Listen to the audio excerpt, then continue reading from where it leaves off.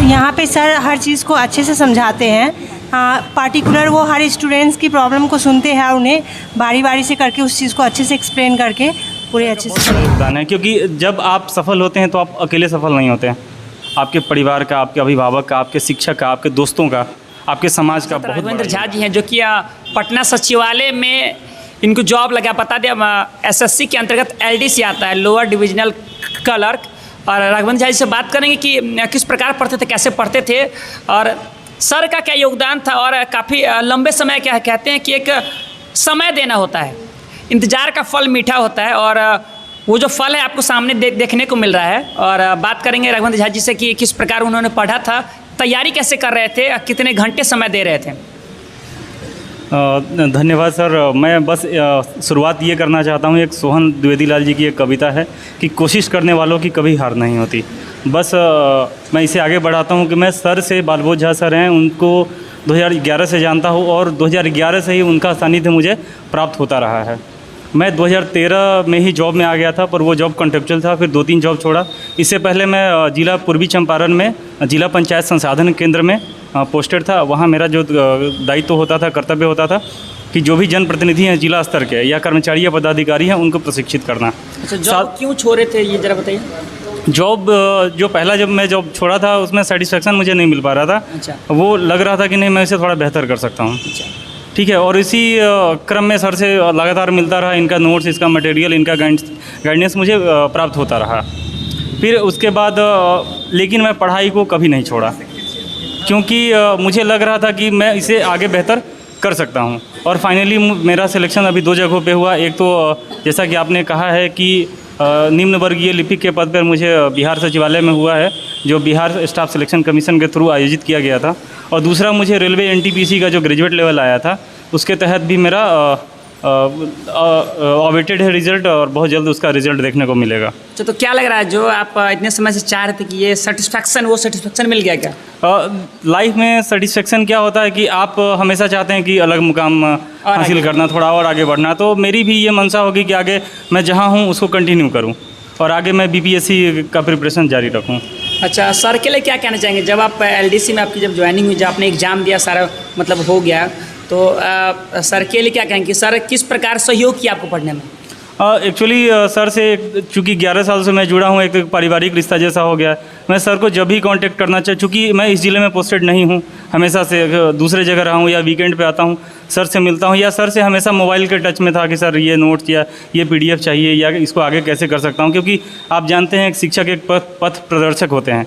ज़रूरी नहीं है कि आपको ए से ले तक जेड सिखाए, लेकिन हाँ, ए के बाद क्या आएगा उनका ये होता है कि हाँ, मैं ए के बाद क्या आएगा या कहाँ लड़का भटक रहा है। चूँकि सिलेबस क्या है, एक सीमित सिलेबस होता है और बहुत सारी किताबें या बहुत सारे टीचर्स मार्केट में अवेलेबल हैं।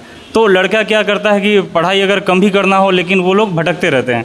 तो सर शिक्षक क्या करते हैं कि आपको एक रास्ता दिखाते हैं कि क्या पढ़ना है, किसको छोड़ना है। महत्वपूर्ण ये होता है, चूँकि आप एक एग्ज़ाम में अटैम्प्ट करते हैं, 100 सवाल या 120 सवाल या 200 सवाल आते हैं, तो रिजल्ट लगभग 60 से 70% पे आता है। तो ज़रूरी नहीं कि आप 100% स्कोर करेंगे। आपको कौन सा सवाल छोड़ना ये आना चाहिए, क्योंकि टाइम लिमिट होता है। अगर समय के अंतराल पर अगर एक ही क्वेश्चन में फंसते चले जाते हैं, उसको छोड़ के आगे नहीं निकलते हैं, तो फिर आप वहीं पर स्टक कर जाते हैं।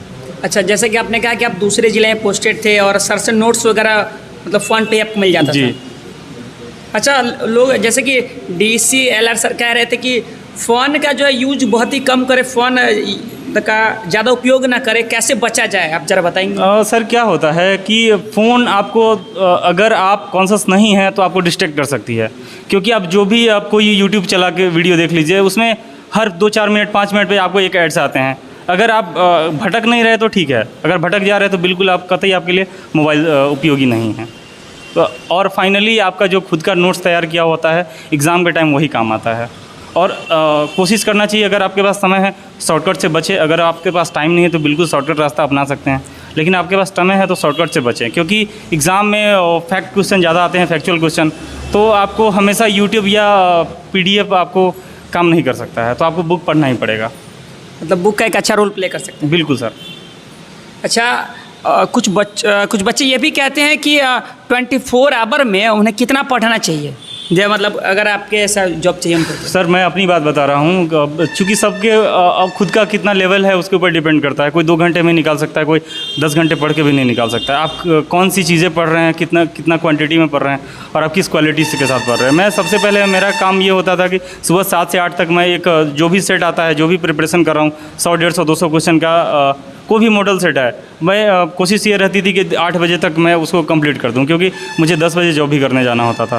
फिर लंच का टाइम मिले या कभी भी टाइम मिले तो उसको मैं अपडेट कर लूँ, या शाम को आ रहा हूँ तो बिल्कुल टाइम 5-6 घंटे शाम को देता था, यानी करीब 6 से 7 घंटे आप मान के चलिए मैं पढ़ाई करता था।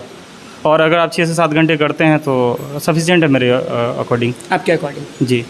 अच्छा, सर के लिए क्या कहना चाहेंगे आपकी इस सफलता में?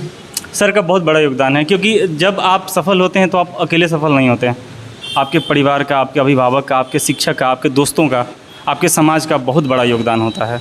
मान लेते हैं कि अगर आप बहुत पढ़ाकू हैं लेकिन आपका समाज अगर आपको डिस्ट्रैक्ट कर रहा है तो कहीं ना कहीं से आप पथ से भटक सकते हैं। मतलब तो बाधाएं आती है वहाँ से। बाधाएं आ सकती हैं, तो बहुत बड़ा रोल होता है। शिक्षक का रोल तो है कि आपको मैं पहले ही बताया हूँ कि वो राह भटकने नहीं देते हैं।